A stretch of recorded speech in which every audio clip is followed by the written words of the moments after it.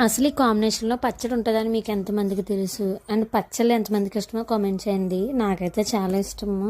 మా సైడు పెట్టుకునే వాటిని పచ్చళ్ళు అంటాము, అండ్ చేసుకునే వాటిని కూడా పచ్చళ్ళనే అంటాము. అంటే నిల్వ ఉండే పచ్చళ్ళను కూడా వీటిని కూడా ఫస్ట్ పిక్కలు వేపుకొని పక్కన పెట్టేసుకోవాలి. తర్వాత ఆయిల్ వేసుకొని ఉల్లిపాయలు పచ్చిమిరపకాయలు వేపుకొని పక్కన పెట్టేసుకోవాలన్నమాట.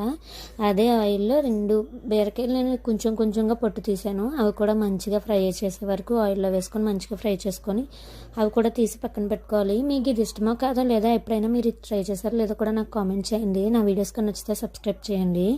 ఆయిల్లోనే మళ్ళీ టమాటాలు ఇంకా వెల్లుల్లి కొంచెం జీలకర్ర వేసుకొని మంచిగా ఫ్రై చేసుకోవాలన్నమాట. కొంచెం వాటర్ ఉంది అనగా కొత్తిమీర కూడా వేసుకోవాలి. ఫ్రెష్గా తీసుకున్నదే కొత్తిమీర కూడా వేసుకొని అవంతా కూడా మంచిగా మగ్గే వరకు కూడా మగ్గించుకోవాలి బాగాను. ఇది బాగా వేగితేనే పచ్చడి టేస్ట్ అనేది బాగుంటుంది అనమాట.